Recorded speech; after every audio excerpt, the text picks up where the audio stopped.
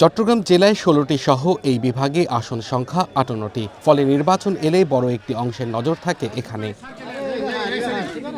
চট্টগ্রামে হেভিওয়েট প্রার্থীর অন্যতম বিএনপির স্থায়ী কমিটির সদস্য আমির খসরু মাহমুদ চৌধুরী, হুম্মান কাদের চৌধুরী, আসলাম চৌধুরী ও ফজলুল হক। শেষ দিনে জেলা প্রশাসকের কার্যালয়ে এসে মনোনয়নপত্র জমা দেন তারা। আজকে বাংলাদেশের মানুষের প্রত্যাশা হচ্ছে গণতন্ত্র ফিরে পাওয়া।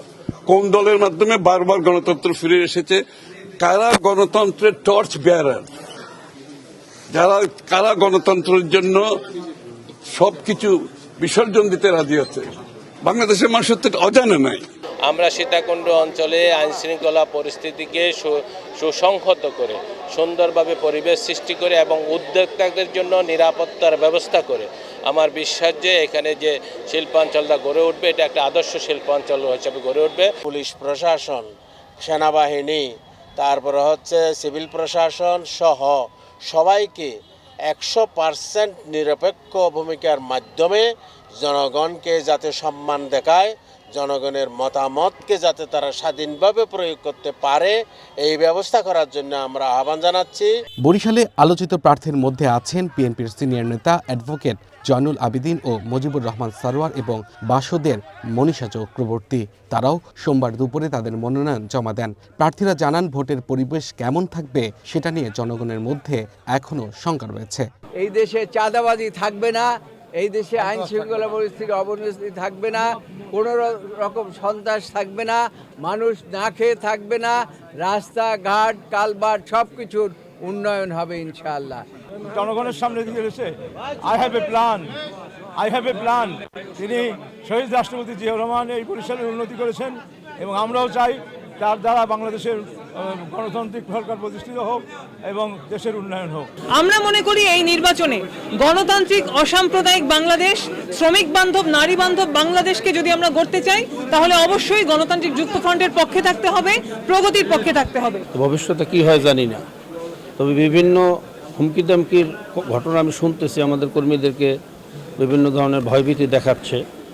তো আশা করি এটা সুনির্দিষ্ট করে বলা তো কঠিন, এটা আমরা বলবো দুর্বৃত্ত। 15 বছরের ভোটারবিহীন নির্বাচন, দিনের ভোট যে রাত্রে হয়েছে, সেই সংস্কৃতি থেকে বের হয়ে আসার জন্য যেই প্রশাসনের যেই হোমওয়ার্ক করা দরকার, জনগণের মাঝে যে আশা বা উদ্দীপনা ফিরিয়ে আনা দরকার, সেখানটায় আমি ঘাটতি মনে করছি। সকাল থেকে দল বেঁধে ময়মনসিংহ জেলা প্রশাসক কার্যালয়ে বিভিন্ন দলের প্রার্থীরা জেলা রিটার্নিং কর্মকর্তা ও জেলা প্রশাসকের হাতে মনোনয়নপত্র জমা দেন।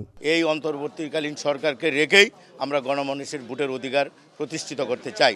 তারই অংশ হিসাবে আমরা যত ভালো কাজ আছে আইন শৃঙ্খলা থেকে শুরু করে নির্বাচনী কার্যক্রম, বিএনপি জনপ্রিয় দল দায়িত্ব নিয়েই বলতে চাই আমরা তাদেরকে সহযোগিতা করব। আর যে কথাটি আগে বলছিলাম যে আমরা নির্বাচিত হলে বাংলাদেশকে দুর্নীতিমুক্ত করব এবং বাংলাদেশ সম্প্রীতির বাংলাদেশ, সকলে হিন্দু মুসলিম বৌদ্ধ খ্রিস্টান সকলে মিলে যে বাংলাদেশ, সেটা আমরা গঠন করব। উৎসাহ উদ্দীপনার মধ্য দিয়ে খুলনার 6টি আসনের মনোনয়নপত্র জমা দিয়েছেন প্রার্থীরা। এখানে 6 আসনে 56 জন মনোনয়নপত্র নিলেও জমা দিয়েছেন 45 জন। তাদের মধ্যে আছেন জামায়াতের সেক্রেটারি জেনারেল মিয়া গোলাম পারওয়ার এবং বিএনপি নেতা নজরুল ইসলাম মঞ্জু। ইনসাফপূর্ণ দুর্নীতিমুক্ত বৈষম্যহীন সমাজের জন্য আমরা আন্দোলন করছিলাম। গতকালকে আপনারা মিডিয়ার সুবাদে দেখেছেন আরও 2টি দল 8 দলের সাথে যুক্ত হয়েছে। ফলে এখন আমরা 10 দল, এনসিপি এবং কর্নেল অলি আহমদ বীর বিক্রমের নেতৃত্বে এলডিপি, ফলে 10 দলের নতুন বাংলাদেশ গড়ার এই অভিযাত্রায় আশা করি 18 কোটি মানুষও আমাদের এই মিছিলের সহযাত্রী হবে। চাঁদাবাজি থাকবে না, দখল থাকবে না এবং মানুষের শান্তির বাংলাদেশ গঠনে যে শপথ আমরা নিয়েছি, আল্লাহ যেন আমাদের সেই শক্তি দান করেন। এই শপথ পূরণের মধ্যে দিয়ে নতুন বাংলাদেশের যাত্রা এবং স্থান দেবেন আমাদের তারেক রহমান। রংপুর 3 সদর আসনে মনোনয়নপত্র দাখিল করেছেন বিএনপি মনোনীত প্রার্থী শামসুজ্জামান শামু। আর রংপুর 4 পীরগাছা কাউনিয়া আসনে মনোনয়নপত্র দাখিল করেছেন এনসিপির সদস্য সচিব আখতার হোসেন। বাংলাদেশ জাতীয়তাবাদী দলের সকল নেতা কর্মীকে ঐক্যবদ্ধ করে আজকে মনোনয়নপত্র জমা প্রদান করলাম যে আমরা বাংলাদেশকে একটা আধুনিক বাংলাদেশ হিসাবে গড়ে তুলব। স্বাধীন এবং সার্বভৌম বাংলাদেশের নাগরিক হিসেবে আমরা পৃথিবীতে বাংলাদেশকে তুলিয়ে ধরবো।